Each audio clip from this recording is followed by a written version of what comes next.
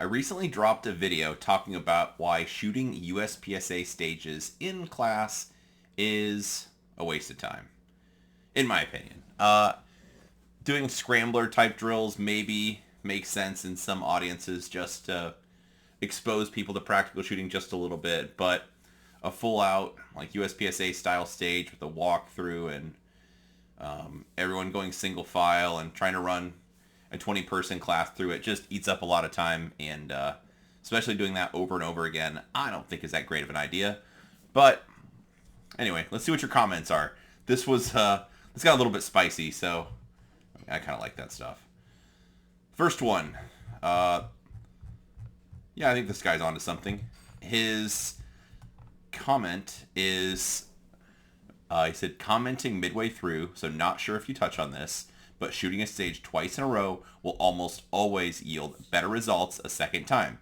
The instructor will attribute this to your skill improvement, but in the class, but most of it will just be getting a better subconscious stage plan.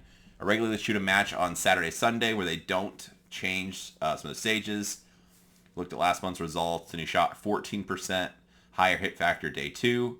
Always done better on Sundays and Saturdays. I think this creates noise that leaves impressions that you improved your actual shooting skills when you really didn't. You just got a slightly better stage plan and executed it better. Yes, I agree 1,000%. So if I shoot a stage over and over and over again, of course it's easy to dwell on the one I did the best. Or if I set this thing up 5 times and I get all the time I want to prepare, of course I'm going to keep getting better at it. Because the first time, it's your first look at it. I've never done this before. I'm kind of developing a plan on what I think I can do and trying to execute that to my best of my ability. But then after I do it, it's like, okay, I know what I can do and what I can't do. I shouldn't have done that. I'm glad I did this. Like all that kind of stuff. So yeah, then the second, third, fourth run through, of course, you're going to get a better result. And yeah, I've seen that also where it's like, hey, we shaved 10 seconds off your stage time. It's like, well, duh. Like, you shot the stage over and over for 2 days. Of course you're going to cut some time off your stage plan. Like, if you didn't, it would be even more cringe than that statement. So, anyway. Next one's a little bit spicy. I recently went to a Modern Samurai LE instructor class. He has in quotes, just because it was just because it was close. And they set up a stage. It was a waste of time, as very few of us in the class ever compete. Most of the discussion among the attendees while we stood around waiting was that we'd rather be shooting and working. So, yeah, I mean, I think that's just somebody not being aware of their audience. And, well, I think I've seen videos of that. Like, I think it's the same stage that everyone shoots, and it looks like it's about contact distance where you get powder burn on the targets. So, that, it's not really a balanced test of skill. It's something that the instructors already knows what the outcome is going to be because it gets set up the exact same way in every class. I've also seen, I know of at least one instructor that does it where, like, ahead of the class or ahead of time, you get the blueprints for this is the practice stage I want to set up, and this is what it needs to look like. Maybe not down to measurements, but kind of the layout of where everything needs to go and how many targets going to be and that kind of stuff.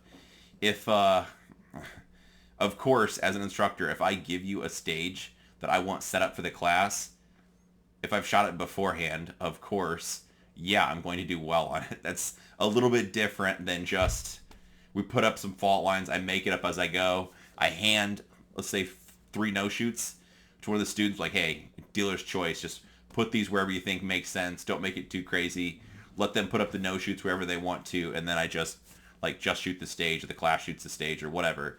That's a little bit different than saying, well, for people that watch Napoleon Dynamite, it's like Rex Kwon Do, where he's like, grab my arm. No, my other arm. Break the wrist and walk away. It's a bit like that when you, the stage you have to set up has to be just a certain way, which has, like, built-in teaching points. I've seen that thing play out a few different ways from different personalities, but if you're not able to come up with teaching points just from, like, walking up and looking at a stage, if you can't come up with teaching points in 3 minutes of just looking at it, anyway, I should stop. I'm gonna get myself in trouble. But anyway, I think that's that's not a great sign if you have to have it all kind of choreographed. I think a good instructor should be able to just, you kind of think on your feet. You look at the stage like, oh, this would be a good way to test shooting while moving. Here's a distance change up or throttle control type of element, depending on how you kind of think about it. Some close, fast shooting that's going to check your tension or your ability to stay relaxed. So you could just kind of find those types of themes inside of a stage and turn those into talking points if that's your thing. But anyway, having 20 people go through that sounds like too much dead time where people are just going to stand around waiting their turn. The next comment, he hasn't trained with me yet. Very impressed with how my biggest priority is the passing knowledge to the students and not just getting their dollars. Well, yeah, I mean, in my opinion, the reason for taking a class, yeah, you show people techniques and stuff, but it's also teaching people how to practice. So you set up drills and exercises and, of course, demonstrate doing it correctly, doing it wrong.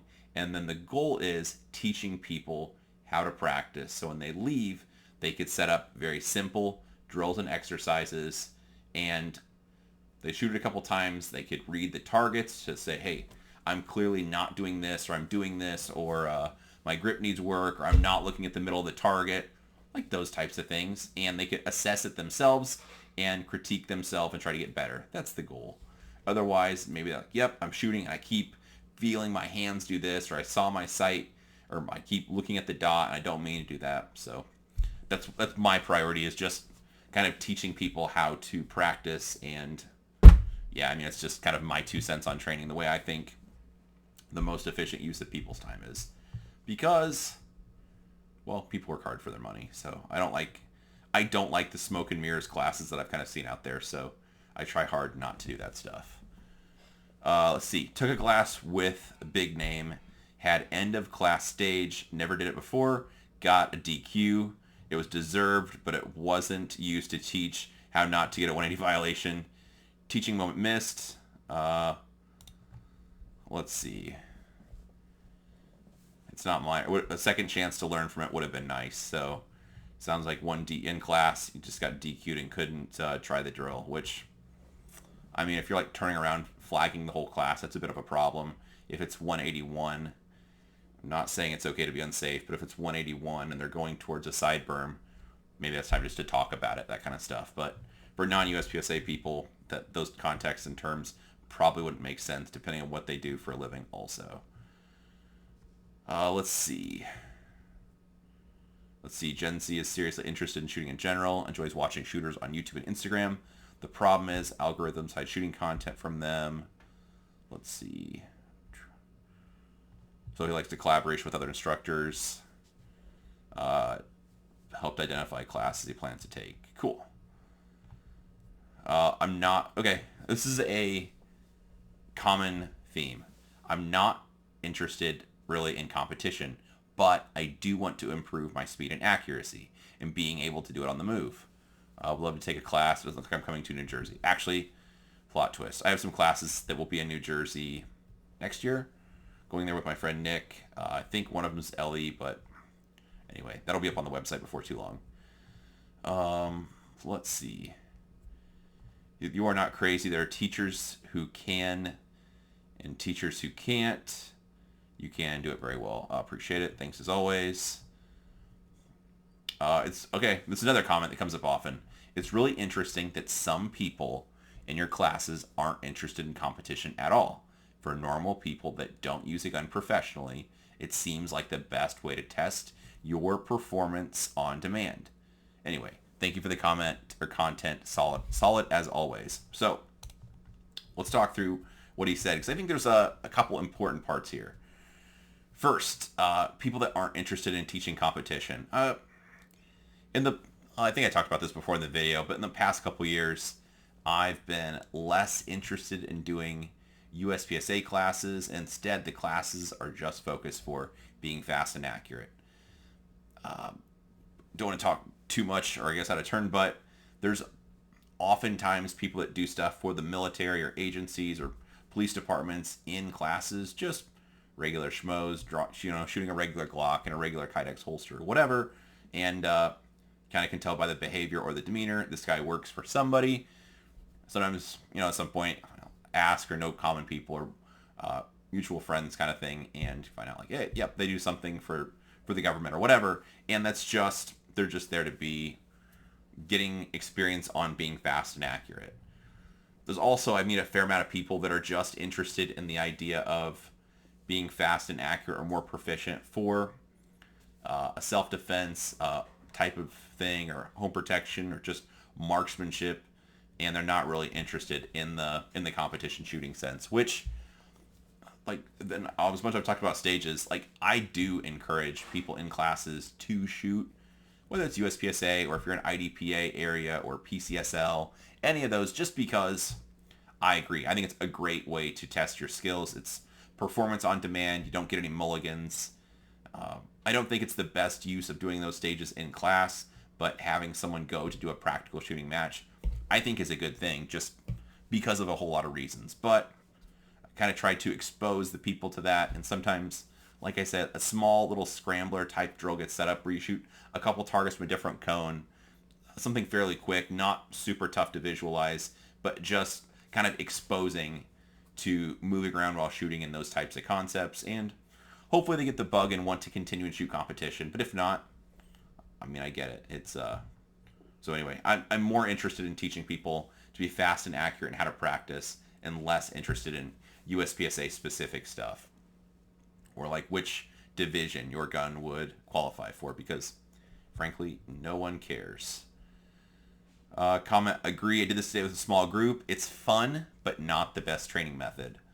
I've done that also with friends where we'd set up a small little, not a real stage, like a little scenario with maybe a wall section or two, run around and shoot a few from this side of the wall and a few from this side of the wall, and kind of just test all the aspects. And it's good to do, but it's not, like this person says, not the best training method. Even me only training with one or maybe two other people, just the reset time, waiting to get my turn. It's good to do just to get an observation from your shooting once in a while, but I wouldn't want to do that every weekend. Let's see. I recently went to a class. We were able to set up 6 mini stages, usually engaging 2 to 3 targets at one position, then move to another position and engage 3 to 4 targets. Everyone shot the mini stage 6 times, give the instructor a chance to see everyone on their stage, provide feedback. Worked out well with a class of 6 students, or 12 students, 6 on the line, 6 jamming mags, then 6 rotating. Every stage was different enough with the paper and steel, vision barriers. I don't feel like it was a waste of time. I understand it's probably uncommon. So, this is good to talk about. I apologize. I needed liquid courage. This I would not call a mini stage. This would be word games, but a scenario or a small little drill. For example, maybe it's a test like this is shooting on the move or shooting in and out of positions, but just a little 1 or 2 position drill like this. I do those types of things in my own practice and in like classes commonly. Let's say I want you to shoot out of a position.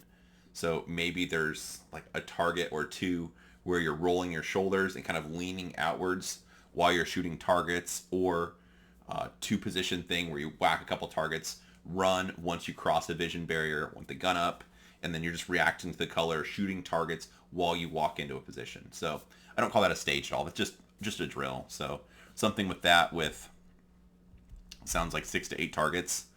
Yeah, I just call that a drill. And I think those are very productive because of what this person's saying. Like 6 people going, someone's always shooting. That's great. The contrast to this would be, instead of having those 6 mini stages, you have 1 stage.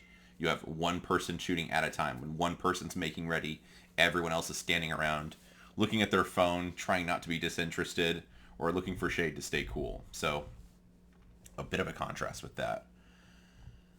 Next comment, I think it's fun to see how you stack up against other students and just overall something to look forward to in a class. But I do also agree it can be counterproductive. So I get it. Competitive people, of course, I want to know if I'm better than the other people in the class, or if how I stack up, or if I can do that thing. I think I can shoot this while moving. I want to see if I can do it or do it better than everyone else. I get that. That's just being competitive. So the question is, how much time does it take? And is everyone else in the class wanting to do that. The next comment, I hate standing around during a class that I'm paying for. 17 thumbs up on that one. People seem to like that. Which I agree, honestly. Let's see. I'll set up a stage-like scenario once a week and shoot it one time like a real match just to see how it goes. I like that. That's, like in my own training, I wouldn't set up a full stage, but a scenario. Maybe I do it at the beginning of my training, just 1 or 2 or maybe even 3 runs through it cold. Just assess what's going on. Not even necessarily trying to accomplish anything. Just kind of being in observation mode while I shoot. Just to see what goes well, what doesn't go well. For example, maybe I'm really sharp at shooting on the move. That's a nice surprise. But when I'm shooting, I feel like I was over-confirming and shooting more tidy than I needed to. So dropping a little bit of points or maybe undisciplined. I'm just not waiting for the sight like I think I should be, or midway through I got kind of confused or overwhelmed. Any of those types of things could happen, and you could just key in on that and take that back to your live or dry fire. But I would say at the range, just like that whole practice session, shooting that over and over again. I think there's just better uses of your time. Let's see. Shooting stages and training is fun, but I see your point for not doing it in classes.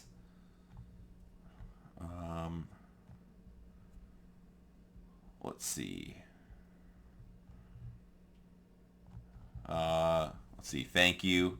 Literally zero desire to shoot USPSA. However, I do want to take classes that improve my shooting ability. Makes me want to take my classes even more. We're looking at 2026. Cool. Yep. So anyway, I think you agree with me there. Thank you for the information. What would you suggest to do to improve performance on longer stages? I noticed that I perform well in shorter stages, but have issues with longer stages. It depends on the person a little bit, but short answer is probably visualization and programming.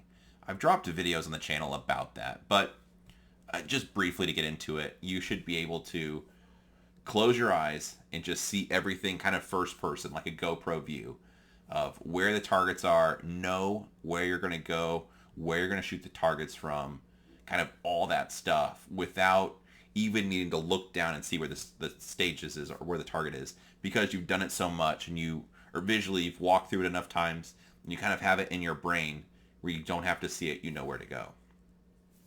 Being able to do that is important because, like, okay, I'll take a firm stance and say you can't consciously think through a stage and be successful.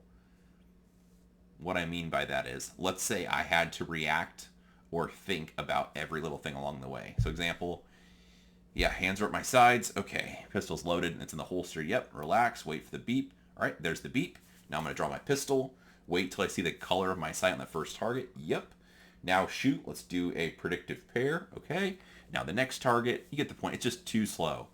Instead, you visualize it all and you've worked on your hard skills enough that you program what you want to see or what you need to have happen, all the way down to, I'll do a magazine change here. I'm going to have the gun up, aiming through the wall. You do all that stuff in a very granular detail. That way, when you actually shoot the stage, you just hit play and you can kind of be in observation mode. You just let the thing happen. Then, if something happens kind of outside what you planned, for example, gun malfunctions, be like, and you look down, like fix that, and then after that, you could get back on the planet and kind of hit play again on the program and let it run.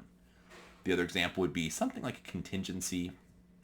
People have different ways of saying it, but let's say you're shooting a stage and it's an activated target and you're not sure where it's going to be when you get there. For that, running over, looking up, trying to see what the target will be doing when I get there, and then I'll have to make a decision based on possibly if it's exposed, if it's not exposed, what's going on. But for the most part, that would be my take. Not knowing this person or having a longer conversation, but sometimes he says he performs well in shorter stages, but issues with longer ones. It could either be visualization, kind of just, it's down the road and you kind of forget what's happening, or sometimes your skills just get tested so much that you kind of run out of horsepower or bandwidth because it's just too much. So doing that, in your own private training or dry fire, you could do complicated scenarios where you have to remember goofy orders or things like that, kind of just to give you more experience with remembering where to go and what to do. But kind of you spend just as much time, in my opinion, kind of sitting there visualizing it, thinking about it, and then you walk through it. Definitely not good use of a class time, but something you should work on in your own training if you're having issues remembering what to do. Well, there's a few more questions, but I think that's the bulk of them anyway. So appreciate you guys watching. Also appreciate you commenting, because it's interesting to know what you think, especially about, I don't know, I feel like that was a little bit controversial, although a lot of you are all like, yep, duh, not fans, but there's always some people that don't agree.